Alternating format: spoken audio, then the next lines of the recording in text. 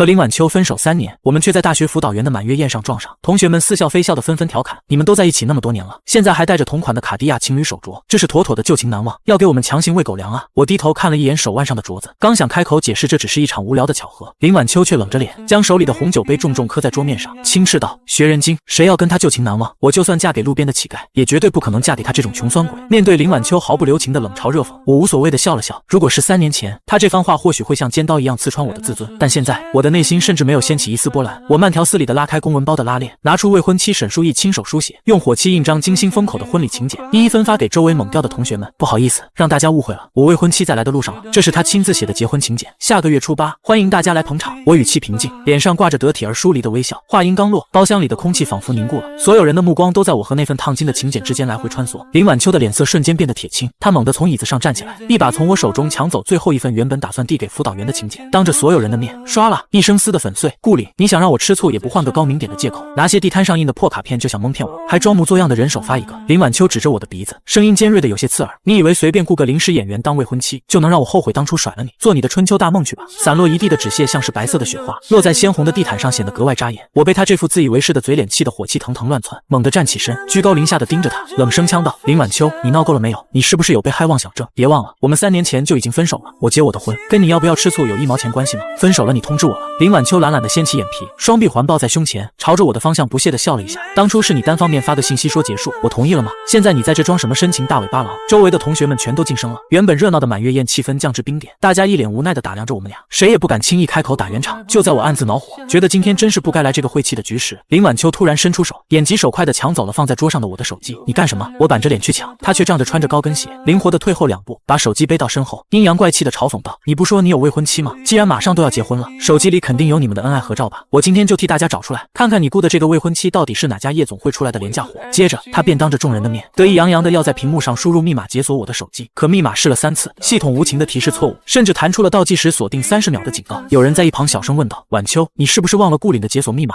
林晚秋笃定地摇了摇头，满脸的傲慢与理所当然。不可能，他从大一买第1部智能手机开始，密码就一直是我的生日，连在一起7年，他从来都没换过。众人纷纷用复杂的眼神看向我，有同情，有疑惑，还有等着看好戏的戏谑。我趁着他愣神的功夫，一把夺回自己的手机，随手用面容解锁了屏幕，才冷冷地开口解释道：不重要的东西，我早就连同垃圾一起扔进回收站了。不仅密码换了，连你这个人，我也早就删得干干净净了。林晚秋见状，脸上的傲慢瞬间皲裂，刚想拔高音量发作，包厢扮演的门被人轻轻推开，一道清冷又不失温柔的女声从身后传来：阿里，你们在聊什么这么热闹？我心头一动，立刻回头望去，未婚妻沈书意正向我款款走来。她今天穿着一身质感极佳的米白色高定风衣，内搭一条剪裁合体的真丝长裙，微卷的长发随意地披散在肩头，没有繁复的首饰，只有耳畔2颗温润的珍珠耳钉，却将她整个人衬托得高贵优雅不可方物。见到的那一刻，我内心因为林晚秋而翻涌的火气瞬间像被春风拂过的冰雪一般消散得无影无踪。我满脸笑容地朝她展开双手，沈书意十分自然地走入我的怀中，轻轻拥住我的腰，而后从容不迫地转过头，和正注视着我们的同学们打招呼：不好意思各位，刚才公司有个紧急的跨国会议要收尾，加上路上有些堵车，所以我到晚了。沈书意的声音不大，却透着一股让人无法忽视的上位者气场，瞬间镇住了全场。同学们全都愣了一下，随后才如梦初醒般纷纷笑着应承：没事没事，嫂子太客气了。顾里，你小子艳福不浅啊，还不赶紧给哥几个正式介绍一下？一直跟我关系不错的胖子李明凑过来，眼里满是惊艳。我目光柔和地望着沈书意，浅笑盈盈，语气里带着连我自己都未曾察觉的骄傲。正式给大家介绍一下，这是我的未婚妻沈书意。大家都客气地和沈书意打招呼，只有林晚秋站在原地，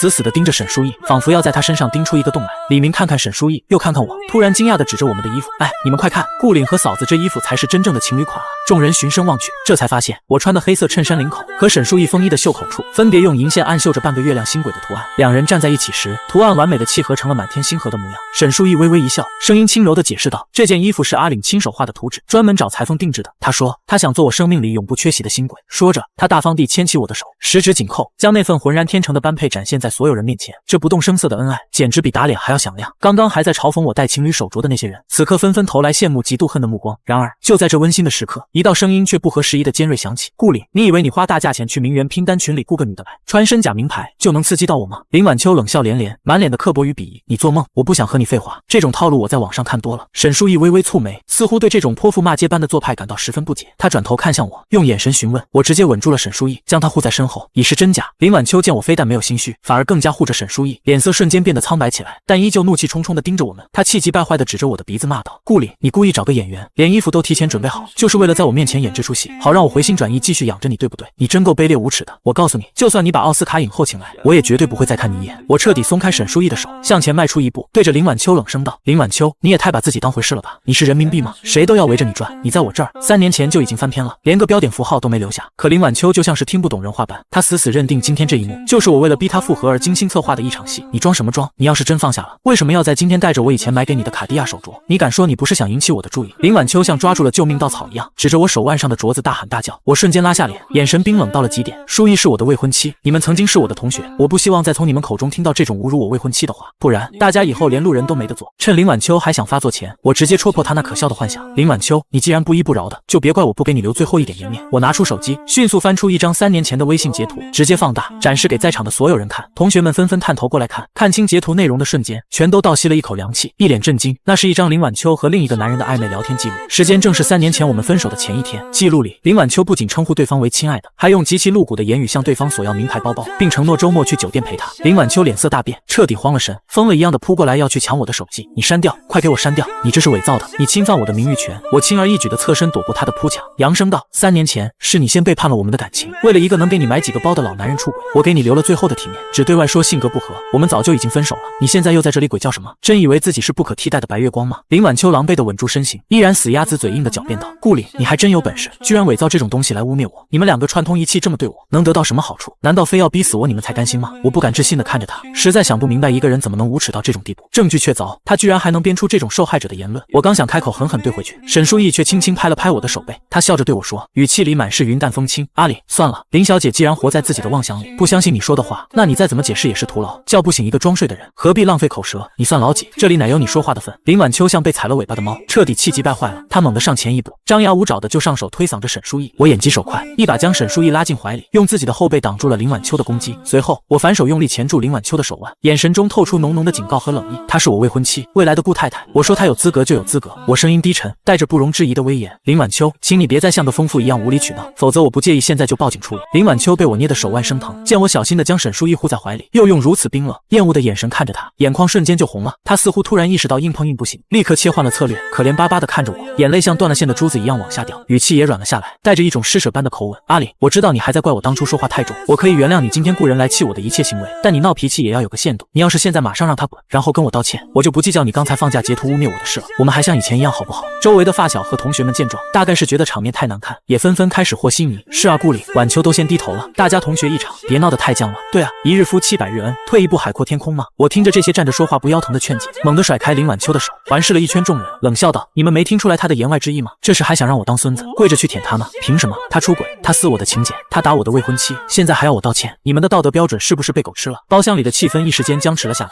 鸦雀无声。林晚秋被我当众服了面子，憋回了眼泪，恼羞成怒的扬起手，上前就想给我一记响亮的耳光。啪的一声还没响起，我则紧紧攥住了他在半空中的手腕，手背上青筋暴起，恶狠狠地将他甩到一边。林晚秋，你真以为我顾里是泥捏的，不敢对你动手是吧？我不打女人，不代表我没有底线。就在我还想开口质问，让他彻底滚出这个包厢前，沈书义反手牵住了我的手，他讨好的摇了摇我的手臂，并没有因为刚才的闹剧而生气，反而柔声安抚道：阿里，今天大家看起来都不太开心，辅导员也还没到，我们留在这里反而让气氛尴尬，我们还是先离开吧，改天我们单独做东，请辅导员和真正懂你的朋友们吃饭好不好？我回过头看向他，沈书义俏皮地冲我扬了扬眉毛，眼底满是包容和理解。我内心那些因为过去3年积压的阴郁和刚刚被激起的怒火，瞬间被他这一个小小的表情治愈。我忍不住被他逗笑，反握住他的手，与他十指相扣。我垂眸注视着他，眼神温柔的能滴出水来。好，都听你的，只要有你在，这顿饭吃不吃都无所谓。我和几个关系还算清醒的发小点头示意，随后牵着沈书义的手就想转身离开这个是非之地。哎，你们几个小家伙怎么躲到这里来了？已经开席了，怎么都不进去啊？就在这时，包厢门被彻底推开，辅导员挽着师母，满脸红光的走了进来。我站住脚步，虽然心里不想再待，但长辈面前的礼数不能丢。我略带歉意的说道：不好意思啊，老师，今天是您的满月宴，也是您大喜的日子，我还没来得及祝小宝宝健康快乐，这就准备走了。现在给您补上祝福，希望还不算晚。哎呀，人来了就是最好的祝福。老师笑着接纳了，随后看了看我和林晚秋，有些感慨的说道：你们几个同学啊，大学时候就形影不离，毕业了还这么热闹，真不错。顾岭啊，你和晚秋在一起这么多年了，怎么还没动静？等你们结婚喝喜酒的时候，可别忘了请老师啊。气氛再次诡异的尴尬下来，林晚秋的眼神闪烁了一下，似乎想借着老师的话下台阶。我没有给他任何幻想的空间，大方地将沈书义推上前，郑重的介绍道：老师，您误会了，我和林晚秋在3年前就已经分手，再无瓜葛了。这位是我的未婚妻沈书义，下个月初8我们办婚礼，请柬刚才本来要给您的，出了一点小意外被毁了，我明天亲自送到您家里去。老师惊讶的瞪大了眼睛，看了看林晚秋惨白的脸，又看了看从容优雅的沈书义，他是个人精，立刻明白了大概，连忙笑着打圆场，恭喜我之后又叙旧了几句，便极其热情地把我们请回了主宴席大厅。长辈的面子我也不好推脱，只能牵着沈书义跟着辅导员坐到了餐桌前。让我没想到的是，林晚秋竟然像块甩不掉的牛皮糖一样，死皮赖脸地跟了过来，硬是挤开了旁边的同学，坐在了我的另一侧。我眉头一皱，刚要发作，沈书义却在桌子底下轻轻捏了捏我的手，笑了笑，示意我不必介怀，全当旁边坐了一团空气。一顿饭下来，我完全无视了身边的林晚秋，我只顾着细心地照顾沈书义，帮他挑鱼刺、剥虾壳、盛热汤，自己倒没吃上几口菜。林晚秋看在眼里，极度的发狂，他把餐盘里的食物戳得稀烂，刀叉与盘子碰撞，摔得叮当响，试图引起我的注意。宴席快结束时，辅导员去别的桌敬酒了，林晚秋终于忍不住，压低声音，咬牙切齿地开口道：“顾里，你细过了，别不知好歹，我都坐在这里忍了你2个小时了，你要是再不开口跟我道歉，顺便把这个假名媛赶走，今天出了这个门，你休想我会原谅你。”我完全没理他，甚至连余光都没施舍给他一个。我转过头，温柔地注视着沈书义，轻声询问：“宝贝，吃饱了吗？这里的菜有点偏咸，等回去给你买你最爱吃的那家小蛋糕好不好？”沈书义拿餐巾优雅地擦了擦嘴角，点了点头，眼中满是笑意。“好呀，那我们走吧。”我毫不犹豫地起身，拿起沈书义的限量版铂金包，又紧紧牵住他的小手。随后，我居高临下地瞥了一眼气得浑身发抖的林晚秋，用一种陈述事实的冰冷语气说道：“林晚秋，我希望今天是我们这辈子最后一次见面。如果以后再让我看到你骚扰我和我的未婚妻，我会让你付出你承担不起的代价。”说完，我牵着沈书义，头也不回地走出了宴会厅。出了酒店的大门，一阵微凉的夜风吹过，我深吸了一口气，觉得连空气都变得清新了许多。这场满月宴正赶上11长假的开始，我和沈书义本来商量的是，两人先去逛几个高奢商场，买点喜欢的东西，然后就宅在市郊的别墅里打电动游戏、看电影，享受难得的2人世界。可沈书义见我刚才虽然强硬，但眼底还是有一丝疲惫，他敏锐地察觉到了我情绪的轻微波动。上了车，他并没有启动车子，而是侧过身，临时提议道：“阿里，我们在市里待着也是心烦，不如咱们去海城过长假吧，去吹吹海风，吃吃海鲜，把那些不愉快的人和事都忘了。”我抬眸看向正在驾驶座上的女孩，车内的氛围灯柔和地打在她的侧脸上，她眉目如画，嘴角牵起一抹极其温柔且治愈的弧度。我眼眶微热，伸手紧紧握住了她放在档把上的手，她的手背微凉，却带着让我安心的力量。我郑重其事地看着她的眼睛，语气里满是心疼和愧疚：“书义，今天的事让你受委屈了，是我以前瞎了眼，也是我没有处理好这些烂摊子，让你平白无故挨了骂。你放心，从此以后，我绝对不会让任何人再欺负你，我会加倍用我的一生去对你好的。”沈书义反手回握住我的手，十指交叉，他的眼神清澈而坚定。“傻瓜，说什么委屈？我既然选择了你，就相信你的一切。过去的事情你也是受害者，我只在乎我们的未来。”听着他的话，我胸腔里涌动着无尽的暖意。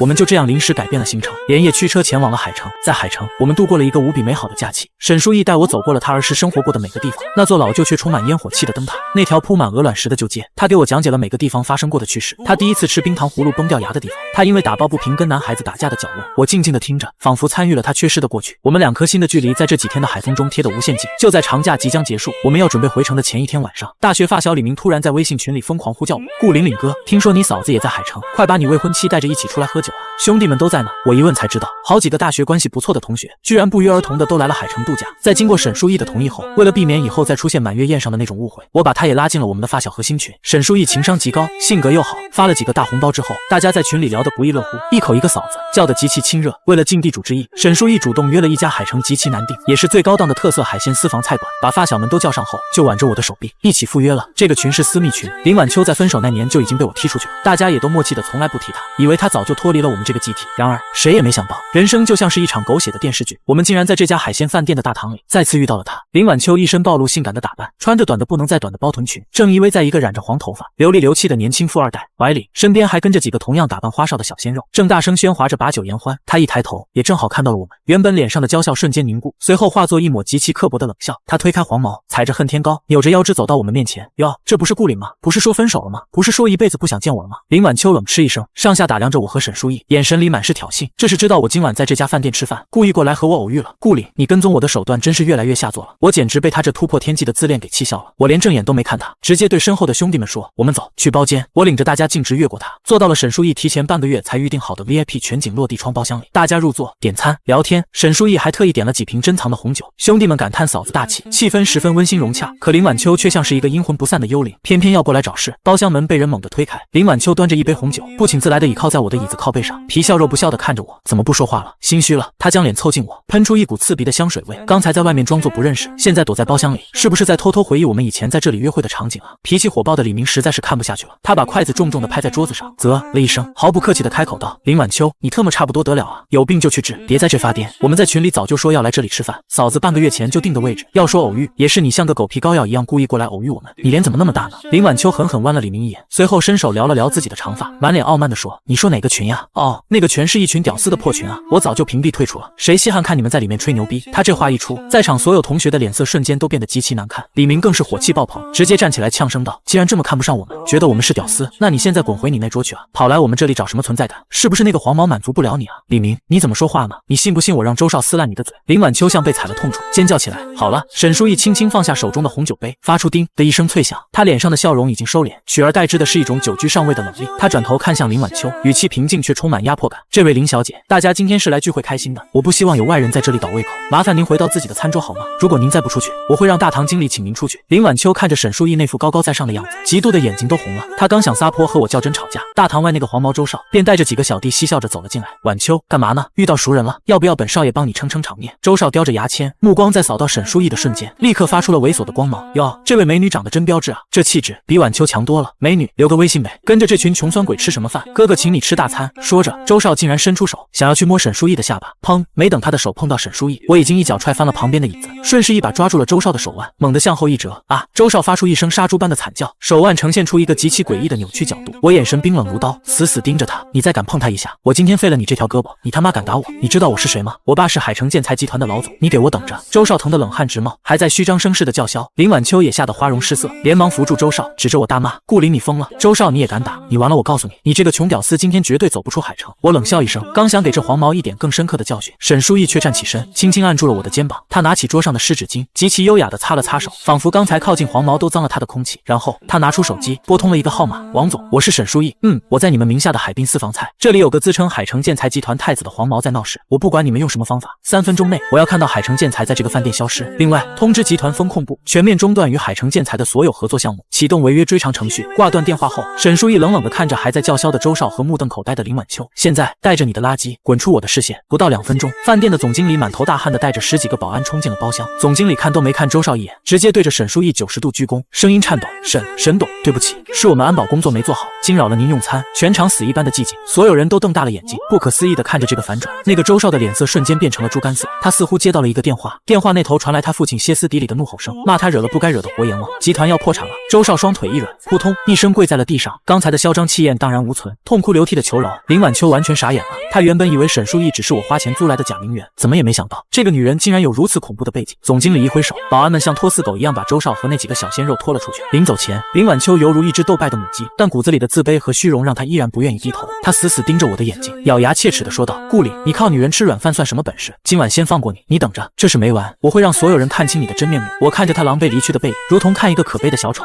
沈书义重新坐下，按住我的手，温柔地安抚道：“阿里，为这种人生气不值得。至于他，不要和他一般见识，跳梁小丑而已，翻不起什么风浪。为了避免再有任何苍蝇打扰，总经理亲自给我们换到了饭店顶层不对外开放的至尊包房里吃饭。彻底清场后，双方见不到面了，这事才算过去。虽然有了一段不愉快的小插曲，但在沈书义的高情商调动下，大家聊得还是十分开心。兄弟们对沈书义的身份虽然好奇，但都默契的没有多问，只是对我的态度更加敬重了。酒足饭饱后，李明醉醺醺的揽着我的肩膀，借着酒劲感叹道：“顾岭啊，你小子真是上辈子拯救了银河系，好福气啊，能找到个这么漂亮、温柔还有实力的老婆。跟他比起来，那个林晚秋算个什么东西，连给嫂子提鞋都不配。嫂子简直太完美了。”这话虽然是在极力恭维沈书义，但我听了心里还是没来由的一阵不乐意。我皱起眉头，一把推开李明，严肃的警告道：“胖子，你会不会说话？别拿我老婆和那种烂人放在一起做比较，他配吗？提他的名字我都嫌脏了我老婆的耳朵。哎呦哎呦，我的错，我的错。”领哥护气狂魔上线了。李明笑嘻嘻的举起酒杯自罚3杯道歉。沈书义摇摇头表示没事，他并没有因为同学的粗鲁而生气。他在宽大的餐桌下悄悄的紧紧的握住了我的手，他的眼神在明亮的灯光下显得无比真诚和深情。他靠在我的耳边，用只有我们2个人能听到的声音无限温柔的呢喃道：“阿里，感谢你来到我身边，无论别人怎么看，在我心里你才是最完美的，我会永远握住这双手，再也不放开。”听到这句话，我的眼眶突然热了，视线有些模糊，我的思绪不由自主地飘回了3年前的那个冬天。那是我人生中最黑暗、最绝望的一段日子。刚和林晚秋分手，相恋7年的感情被现实和背叛击得粉碎。那时候我事业刚刚起步，连续几个设计方案被毙，生活费都捉襟见肘。我每天把自己关在廉价的出租屋里，醉生梦死，觉得生活没有一点意思，甚至想过一死了之。后来在发小们的强迫和怒骂下，我逼着自己重新振作去找工作。阴差阳错之下，我去参加了一家国内顶级风投公司旗下的建筑设计项目的面试。那家公司的 CEO 就是沈书义，她是个极其出色，如同高山雪莲一般的女人，年纪轻轻就自己创立了公司，凭借敏锐的眼光投资了多个爆款项目，早就实现了财富自由。但因为她是个工作狂，且比我大3岁，她的父母催婚催得极紧，几乎到了逼迫的地步。为了应付父母，她只能每天下班后疲惫的去参加各种高档相亲局。有一天天晚上，他相亲的那家高档法餐厅，正好是我刚刚拿了第1个月工资，准备去买醉放纵一次的地方。那个相亲对象是个留洋回来的所谓华尔街精英，长得人模狗样，但喝了几杯酒后就原形毕露，对沈书义动手动脚，嘴里还不干不净。沈书义性格冷傲，当场翻脸，却被那个男人仗着体力优势堵在走廊角落里。这一幕刚好被出来透气的我撞上，当时我心里憋着一团无名火，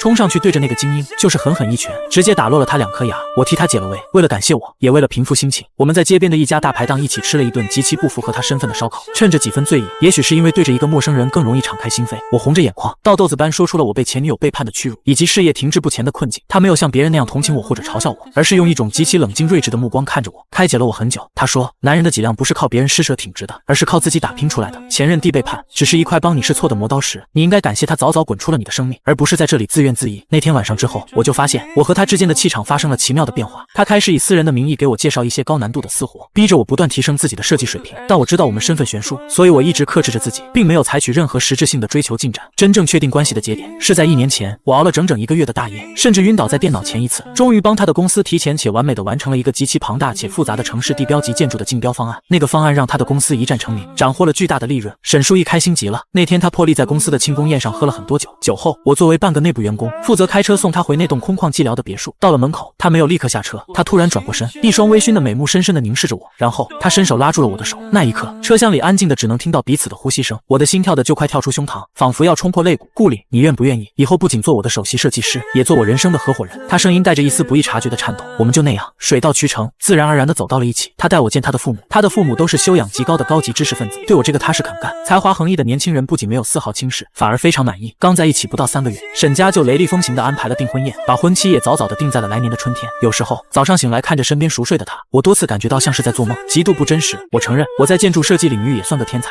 这几年也小有成就，赚了不少钱，但和他身后的商业帝国相比，我依然觉得自己有些高攀，潜意识里总觉得配不上他。可我每次因为这种自卑而稍有退却或者情绪低落时，他都会像有读心术一样敏锐地发现，并放下手里价值上亿的合同，细心地陪伴我，开解我，用行动证明他有多需要我。所以我们的感情在这1年里越来越深，深到骨髓。聚会结束后的第3天，海城的假期也彻底过完了。我和沈书义坐了晚班机的头等舱，回到了京都。虽然我们早在订婚后就已经同居，住在他名下的一套市中心大平层里，但因为考虑到婚前要保留最后一份庄重，我们一直是分房睡的。在客厅的沙发上腻歪着看了半部老电影后，我们就互道晚安，各自回了房间休息。第2天是个难得的晴朗秋日，我6点半起床，去楼下的公园晨跑了5公里，回来后就扎进厨房，开始为他准备精美的爱心早餐，煎的金黄流心的荷包蛋，烤的酥脆的全麦吐司，还有手磨的黑咖啡。这是自从我们在一起后，我只要不通宵加班，每天必做的功课。沈书义穿着丝绸睡衣，揉着惺忪的睡眼走出卧室，看着桌上的早餐，眼中闪过一丝心疼和些许自责。他走过来，从背后抱住我，把脸贴在我的背上，闷声道：“阿里，你每天工作也那么辛苦，还要早起给我做饭，我不想你单方面为我付出这么多，搞得好像我是个生活不能自理的废人一样。明天开始我们订外卖好不好？”他却不知道，经历过林晚秋那种整天挑3拣4，把我的付出当成理所当然的吸血鬼之后，我现在所做的这一切，其实乐在其中，因为我的付出得到了最真诚的回应。我转过身，用沾着面粉的手指轻轻刮了一下他的鼻子。好了，一大早的别不开心了，我最喜欢看你笑了。我伸出2根食指，轻轻戳着他嘴角的2边，往上提起来，沈总，给老公笑一个。沈书义拍掉我的手，被我滑稽的动作逗笑，嗔怪地瞪了我一眼。我也笑着收敛了玩笑的表情，认真地开口道：“书义，为你做早饭，看着你吃完，我会感到一种脚踏实地的幸福，这让我觉得我是被你需要的，所以你不用有任何内疚感，这是我独享的特权。”沈书义听完，眼底泛起温柔的涟漪，这才安心地坐下，小口小口地吃着我的爱心早餐，还不忘夸赞我的厨艺又进步了。吃过早饭，我开车送他到了公司楼下。到了公司后，他的总裁小助理兴奋地跑过来汇报，说有一个中东财团的超级大单，主动点名想和风投公司合作。沈书义立刻进入了工作状态，召集高管开会。我和他共同对这个项目进行了长达3天的风险评估和市场调研，最终得出结论，如果能签下这一单，公司今年的净利润入账至少能有9位数，那就可以提前给整个集团的员工放超长的年假了。把这个振奋人心的好消息告诉核心团队后，大家干劲十足，犹如打了鸡血。经过整整1周的艰难谈判和熬夜做方案，公司凭借绝对的实力，成功拿下了这单跨国业务。此时距离我们原定的婚礼还有不到半个月的时间，沈总心情大好，霸气的给参与项目的所有员工发了丰厚的6位数奖金，并且大手一挥，宣布公司核心部门提前半个月放假，让大家回去好好休息。大家高兴不已，晚上凑在一起包下了一个高端酒吧，狂欢了整整1夜。放假的第1天，沈书义为了筹备婚礼的最后细节，提议一起去市中心的恒隆广场逛街，挑几件敬酒服和伴手礼。我们开着他那辆低调的黑色迈巴赫，刚把车停到商场的地下 VIP 停车场，推开车门还没走几步，就遇到了一场大戏。只见从不远处的一辆黄色保时捷718副驾驶上下来一个浓妆艳抹的女人，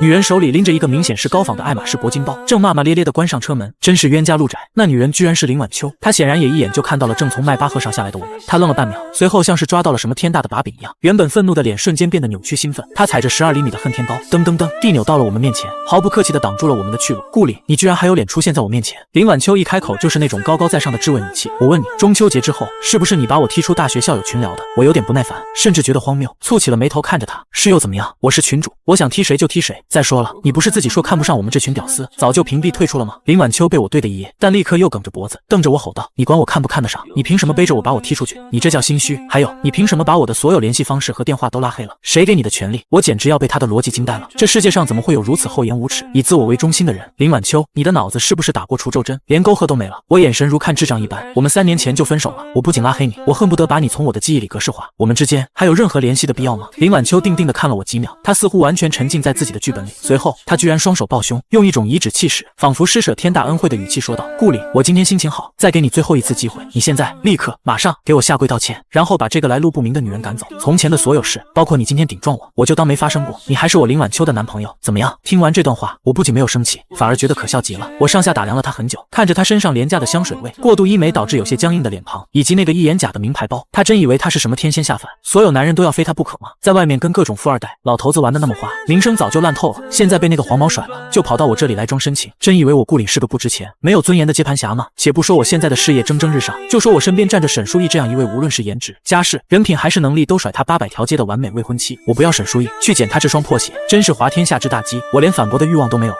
只是冷冷的出言讽刺道：林晚秋，你今天是不是出门没吃药？你还是赶紧回去洗洗睡吧，把枕头垫高点，梦里什么都有，说不定还能梦到你当上英国女王呢。沈书义站在一旁，实在没忍住，被我极其毒舌的话逗得噗嗤一声笑了出来。这一声轻笑虽然没有任何恶意，却像是一根烧红的钢针，狠狠刺中了林晚秋那极度敏感又脆弱的自尊神经。他猛地转过头，像个泼妇一样指着沈书义的鼻子，破口大骂：你个不要脸的贱女人，笑什么笑？你不过就是一个插足别人感情的第三者，你真以为顾岭是喜欢你吗？他不过是花钱雇你来演戏气我的，你有什么资格笑话我？你真是不知廉耻到了极点。林晚秋，你嘴巴给我放干净点！我彻底怒了，额头青筋暴跳，我上前一步，像一堵墙一样严严实实的护着沈书义，怒视着林晚秋。我最后再次重申一遍，我和你早就已经没有任何关系了。你如果再敢对我的妻子出言不逊，我今天绝对让你在恒隆广场爬着出去。我的脸色黑沉的可怕，周围的气压仿佛都降了几度。林晚秋被我狰狞的表情吓了一跳，本能的后退了一步。沈书义却没有被林晚秋那些污言秽语激怒，他只是轻轻的拉住我的衣袖，把我往后拽了拽，依然保持着他骨子里的那份优雅与教养。他安抚的劝我：阿里，别和这种不值得的人生气，气坏了身体，明天是婚纱该不好看了。我都告诉过你很多次了，狮子是不需要跟狂吠的野狗证明自己的。说完，他根本不屑于再多看林晚秋一眼，直接牵起我的手，打算转身走向电梯间。走吧，我们去顶楼看看那套定制的西装做好了没有。沈书义那种从头到脚散发出来的淡然气质，那种完全不把林晚秋当人看、彻底无视的态度，更是惹得林晚秋怒火中烧，几乎失去了理智。你们给我站住，把话说清楚再走。林晚秋像疯了一样冲过来，伸出做着长长美甲的手，想要强行掰开我们紧扣的双手。你个小三怎么这么大脸？是你男朋友吗？你就随意动手宣示主权？你知不知道他以前有多爱我？面对他张牙舞爪的攻击，我反应极快，我快速半转身，牢牢挡在未婚妻的面前，抬起手臂，使出3分力气，毫不客气的一把推开了林晚秋。林晚秋，我的耐心已经耗尽，我最后警告你一次，不要不知好歹！我厉声喝道。林晚秋今天穿的鞋跟太高，被我一推，重心不稳，直接踉跄着摔倒在了坚硬的水泥地上。哎呦一声，他的膝盖擦破了皮，手里的假包也摔了出去，里面的口红、镜子散落一地。他跌坐在地上，头发散乱，眼泪汪汪的抬起头看着我，试图用这副柔弱的样子唤起我过去的怜悯。沈书义安抚的拍了拍我的后背，从我身后缓缓走了出来。他居高临下的看着地上的林晚秋，语气虽然平静，却带着极强的穿透力。林小姐，停车场虽然人不多，但到处都是监控，我劝你别再闹了。一个姑娘家在这里撒泼打滚这么丢人，不仅对你以后的名声影响不好，如果你再纠缠，我可以直接告你寻衅滋事。沈书义顿了顿，眼神中闪过一丝怜悯。我不否认，我承认阿岭曾经爱过你，甚至可能爱得很深刻。他是个重情重义的人，但那又如何？他和你3年前就分手了，原因是什么？你是不是做了什么对不起他的事？你自己心知肚明，你亲手毁了一颗真心，现在看到别人捡起来当宝贝，你又觉得不甘心，这不叫爱。这番话字字诛心，条理清晰，犹如几个响亮的巴掌，狠狠地扇在了林晚秋的脸上。好话说尽，沈书义不再停留，他牵着我的手，转身走向电梯。这一次，林晚秋没有再追上来，可就在电梯门即将关上的那一刻，身后空旷的停车场里传来了林晚秋声嘶力竭的怒吼：顾里，你个忘恩负义的东西，你忘了你当年穷困潦倒的时候是谁陪着你的？你忘了你曾经跪在我面前答应过我会养我一辈子的吗？你今天这么对我，你会遭报应的。电梯门缓缓合上，隔绝了他歇斯底里的咒骂。我本以为经历了今天这番彻底撕破脸的羞辱，加上沈书义的警告，林晚秋但凡还有一丝羞耻心，都会知难而退，这辈子都不会再来找我的麻烦。可我真是低估了人性的恶，也高看了林晚秋的人品底线。既然得不到，他就要彻底毁掉。因为我们自幼相识，从初中到大学都在同一个城市，所以我们的交际圈、同学圈、老乡圈重合了整整80%。林晚秋开始在这80%的圈子里，像个病毒一样疯狂散播关于我的恶毒谣言。他到处哭诉，把自己塑造成一个为了供男友读书、耗尽青春的苦情女，而我则是一个忘恩负义、发达了就抛弃糟糠之妻的陈世美，渣男王八蛋。为此，他甚至在各种社交平台、校友论坛，甚至老家的相亲群里，洋洋洒洒写了一篇长达1万字的小作文，字字泣血，句句都在指控我的种种恶行。一时间，流言四起，认识的朋友、半熟不熟的校友看到后，纷纷在微信上或者托人过来问我到底是怎么回事。以我在圈内一贯的人品和踏实作风来说，大部分理智的人是不相信这篇小作文的。可人言可畏，我一直保持沉默，不愿出面解释，因为我觉得太低级、太掉价，大家心里慢慢就有点没底了。甚至有人开始怀疑我是不是真的做了什么见不得光的事，这才来试探我。在这篇洋洋洒洒的小作文里，有一段最惹人生气，也最为致命的造谣。他指名道姓地说，我大二那年父母因为车祸意外去世，当时我连吃饭的钱都没有，是他林晚秋的爸妈省吃俭用拿出了2万块钱赞助我交了大学学费，才让我免于辍学。结果我毕了业，拿了高薪，甚至现在傍上了富婆，却翻脸不认人，不仅把他一脚踹开，连那2万块钱的救命恩情费到今天都没还上。看到这一段时，我气得差点把手里的杯子捏碎。他爸妈当年看我可怜，确实当着很多亲戚的面拿出一个2万块的信封说要资助我，但实际上那个信封我根本连碰都没碰。我当时心气极高，当场就婉拒了，并且明确表示我会申请助学贷款和勤工俭学，那钱我1分没要，原封不动的退了回去。现在这笔莫须有的债，居然成了他用来攻击我忘恩负义的终极武器。我决定不再忍让，我不是不解释，我是个讲究证据的人，我需要拿到当年辅导员那里的国家助学贷款签字记录，以及我大学4年的银行卡流水证明后，再给这些吃瓜群众一个响亮的回应。可我没想到，还没等我有所行动，我的未婚妻沈淑义就已经以雷霆手段替我把这天给掀了。就在林晚秋那篇小作文发酵到最高潮，甚至有无良自媒体准备转发的时候，沈淑义动用了他集团旗下强大的公关团队和法务部，短短3个小时内，一份由顶级律所起草的、盖着鲜红公章的律师函直接发到了林晚秋的邮箱，同时被沈淑义全网公开发布。紧接着被放出来的是一份堪比铁证的澄清长图，不仅有我大学4年全部的助学金申请记录、国家奖学金发放凭证、各项专业竞赛拿到的奖金流水，甚至连当年辅导员手写的顾岭同学拒绝接受邻家私人资助情况说明的复印件都赫然在列，每一笔钱的来龙去脉清清楚楚、明明白白。在长图的最后，沈淑义用他个人的实名大 V 账号直接了林晚秋的账号，留下了一句霸气侧漏的话：林小姐，你是从小没上过学不懂法，还是被父母赶出家门住山沟里了？消息这么闭塞，连造谣转发超过500次就要负刑事责任都不知道，满嘴谎言。我今天就教教你什么叫真凭实据。这份证据一经放出，所有的谣言瞬间不攻自破，校友群里炸开了锅，大家纷纷倒戈，开始指责林晚秋的恶毒和无底线。我以为证据甩在脸上，面对即将到来的法律制裁，林晚秋这次终于可以老实了，乖乖闭嘴。可我依然低估了一个陷入癫狂的女人的下限。她见苦情牌被打碎，干脆破罐子破摔，在网上气急败坏的开直播大骂。直播里，她头发凌乱，红着眼眶嘶吼道：就算关于钱的事情是我记错了，但那也不能抹除顾林骨子里渣男的本性。他就是个忘恩负义的混蛋。曾经在一起7年，是他亲口对天发誓，满口承诺会照顾我一辈子，疼爱我一辈子。他说了非我不娶。可现在呢，他一转头就背着我找了这个有钱的老女人当小三，把我一脚踢开。这种言而无信的男人，难道不该骂吗？这段视频被李明录下来发给了我，我看着屏幕里那个歇斯底里、宛如市井泼妇的女人，只觉得一阵深深的疲惫和恶心。我直接用大号登录了那个社交平台，申请了连麦。林晚秋看到我的账号，先是愣了一下，随后带着一种胜利的癫狂按下了接通键，似乎准备在全网面前审判我。林晚秋，你一直以为当初我拼了命的打工赚钱，把所有工资交给你，承诺爱你一辈子，是因为我贪图你们家那点所谓的好条件，或者我是个没有底线的舔狗吧？我没有理会他的叫嚣，直截了当的开口质问。我的声音沉稳，透过网络传到了几万观众的耳朵里。林晚秋被我这突如其来的气场震慑了一下，没回答我。我深吸一口气，继续说道，像是在祭奠我那死去的7年青春。那是因为当初大一那个在图书馆里愿意把仅有的一半面包分给我的女孩，天真可爱、善良纯真，我爱的是当年的那个你，所以我愿意付出一切，甚至我的命去兑现承诺。我以为我们会有一个家，可是后来的你呢？你虚荣，你贪婪，你嫌我穷，你拿着我熬夜画图赚来的血汗钱，去给别的老男人买礼物，去换取你的名牌包和奢侈生活。我每说一个字，林晚秋的脸色就白一分。现在的你满口谎言，私生活混乱，你摸着自己的良心问问，你觉得你现在这种灵魂都烂透了的人，配得上我曾经的承诺吗？配让我用一生去守护吗？我的质问掷地有声，直播间的弹幕瞬间爆炸，全都是在骂林晚秋出轨还倒打一耙的。林晚秋彻底慌了，他哆嗦着嘴唇，还想强行关闭直播。就在这时，沈淑义的声音从我身边传来，他凑近麦克风，声音清冷而充满警告的意味。林小姐，话点到为止，我已经给你留了最后一块遮羞布，我相信你也不想让全网所有人都看到你当年出轨那个50岁老头的高清监控视频和开房记录吧？这是我给你最后的体面，好自为之。所谓的秘密底牌被彻底掀翻，知道理亏且害怕坐牢和彻底身败名裂的林晚秋，终于偃旗息鼓，光速下播，并注销了所有的社交账号，网络上终于清静了。我长长的舒了一口气，转头把沈淑义紧紧抱进怀里，老婆，谢谢你，没有你，我真不知道还要被这块烂泥恶心多久。我把头埋在他的颈窝里，贪婪地呼吸着属于他的淡淡香气。傻瓜，马上就是一家人了，你的名誉就是我的名誉。他温柔地抚摸着我的后背。我以为经历了网络上的社会性死亡，林晚秋终于从我的世界里彻底消失了，可命运似乎就喜欢开这种恶劣的玩笑。玩笑。第二天下午，为了准备2天后就要举行的婚礼答谢宴，我独自一人开车去了郊区的一家高端进口超市，准备采购一些沈书义最爱吃的特定品牌的新鲜海鲜和水果。推着购物车走在冷鲜区时，我一转身，竟然又遇到了她，林晚秋。她没有了之前的浓妆艳抹和嚣张跋扈，穿着一件洗得发白的旧外套，头发随意的扎着，脸色憔悴的有些发黄。她见到我，脸上的神情无比复杂，总结起来就是又羞愧又绝望，又带着一丝极其卑微的忧伤。我眉头紧锁，连1秒钟都不想多待，转身就推着车想往另一个通道走。她却像发了疯一样冲过来，眼疾手快的死死拦住我的购物车，双手紧紧抓着不放。阿里，顾里，你别走，求求你听我说一句话好不好？她的声音带着明显的哭腔，眼泪在眼眶里打转。林晚秋，你是真听不懂人话吗？你还想让我说几遍？我们在3年前就已经彻底分手了，昨天在网上的教训还不够吗？你是不是非要我报警抓你，你才肯滚？我眼神冰冷到了极点。那你曾经的承诺算什么？你说过你会包容我的一切错误的。她终于绷不住了，急得眼泪直往下掉，鼻涕也流了出来，样子狼狈不堪。看着她这副作呕的模样，我微微蹙眉，感到一阵生理性的不适。我当时年少无知发癫了，行吧，算我眼瞎，让开。我用力推了一把购物车，想要强行离开。林晚秋彻底慌了，她竟然当着超市众人的面，扑通一声跪在了地上。她怀里紧紧抱着几盒正在打折促销的草莓酸奶，那是以前我们穷的时候，我经常买给她喝的。阿里，你别这样对我，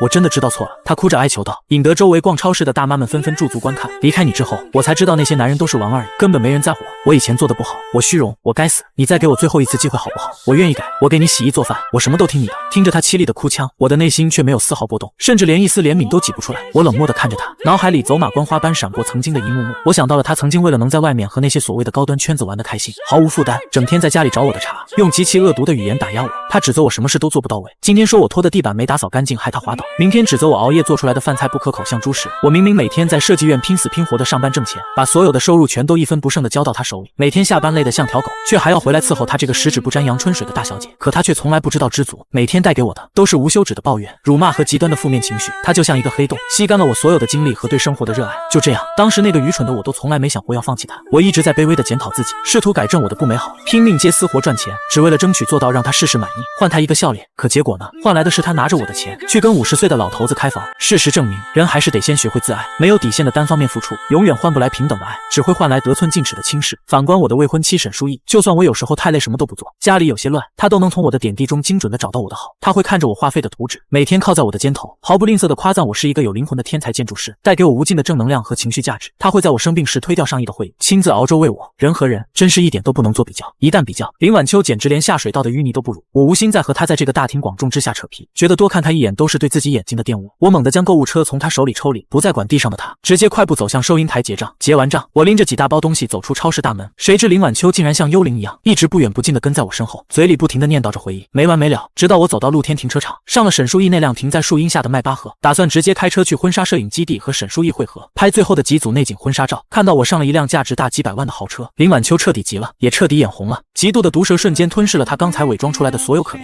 他不管不顾的冲过来，直接张开双臂，用一种不要命的姿态，死死的拦在了迈巴赫的车头前。顾里，你给我下来！他拍打着引擎盖，口不择言的尖叫着，你今天买这么多高档菜，就是为了回去给那个老女人做饭对吗？你是不是疯了？去伺候一个不知道被多少人睡过的破鞋。我本来不想理他，准备直接倒车绕开，但听到他如此下作的侮辱沈书义，我胸中的怒火瞬间被点燃到了极点。我猛地推开车门，带着一身煞气气愤的下车，大步走向车头的林晚秋，手指几乎要戳到他的鼻尖。你他妈嘴巴给我放干净点，再敢骂他一句试试。林晚秋见我下来，不仅没害怕，反而像献宝一样高兴地翻出手机，点开几张模糊的照片对到我眼前。他一边给我看，一边继续用恶毒的语言贬低道，顾里，你还是太天真了，你还是相信我的对不对？你看，这是我花钱雇私家侦探拍到的，照片里是一个穿着干练职业装的女人背影，看起来很像沈书义，正和一个秃顶的油腻中年男人在某个高档会所门口握手。那个男人笑得一脸谄媚，你看看他笑得一脸不值钱的样子，他根本就配不上你。林晚秋得意洋洋地说，你知不知道他满嘴谎话，他这车是租来的吧？故意骗你说自己是大老板，你整天就知道埋头画图，根本不知道外面这些假名媛的套路。真正的富人长他这样吗？装逼也就算了，还和各色老男人暧昧不清，为了钱什么都能出卖，我都拍下来了，证据确凿，你就等着被他骗光所有钱吧，赶紧和他分手，回到我身边才是最安全的。说着，他那双因为嫉妒而充血的眼睛极其恶毒地定在了副驾驶空荡荡的位置上，仿佛沈书义就坐在那里。我再也听不下去了，这就是他的底牌，几张错位拍摄的连正脸都看不清的所谓偷拍照片。林晚秋，你的智商如果能有你的嫉妒心1半高，你也不至于混到今天这个像流浪狗一样的地步。我刚想开口狠狠地回对他，给他科普一下什么是真正的顶级商业圈，这时一辆拉风的劳斯莱斯幻影缓缓停在了迈巴赫旁边，车门打开，沈书义穿着一身极为高贵优雅的定制常服从后座上走了下来，他身后还跟着2个西装革履的保镖和助理。原来他提前结束了公司的事务，直接让司机送他过来和我碰头了。他下车后径直走向我，极其自然地挽住我的胳膊，和我并肩站在一起，形成了一道无法被分割的铜墙铁壁。他甚至没有看林晚秋手机里的照片，只是微微扬起下巴，以一种绝对岁的上位者姿态，示意林晚秋继续说：“我倒是想听听，在你的认知里，我是怎么骗人的？你以为我不敢当面对质吗？”林晚秋看到正主出现，加上那辆令人窒息的劳斯莱斯和保镖，明显瑟缩了一下，但他骨子里的不甘心让他依然梗着脖子，大声说道：“你装什么装？你这劳斯莱斯也是租来的吧？为了骗顾岭这个傻子，你倒是下了血本。你整天除了会装逼还会干什么？你以为你弄个什么假公司的头衔就能掩盖你在会所里跟老男人卖笑的事实吗？我都拍下来了。”我看着林晚秋那副无知者无畏的愚蠢模样，实在没忍住，冷笑出声：“林晚秋，我今天真是让你大开眼界，你这张照片里的男人，如果我没看错的话，是江南重工的李总吧？”我直接解释了沈书义的真实身份，语气里充满了自豪。他叫沈书义，不是什么假名媛，他是启航资本的创始人和现任 CEO。你如果不信，现在立刻打开你的天眼查或者企业信息网去查，公司注册的法人就是他本人的真名。我指着他手机里的照片，像看白痴一样看着他。还有你所谓的在会所卖笑、约会暧昧，麻烦你睁开你的狗眼看清楚。那天晚上我们是在谈一个价值3个亿的收购业务，我当时作为特聘顾问，就站在离他们不到1米远的地方。你眼瞎没看到我也在照片的边缘吗？李总对他笑得谄媚，是因为李总的资金链断裂，要求着我妻子给他注资救命。林晚秋听着我的话，脸色瞬间大变，他慌乱地低下头，死死盯着照片边缘那个只有半个肩膀的人影，再对照我的身形，一模一样，不可能，这不可能。他喃喃自语，脚步虚浮地往后退了2步，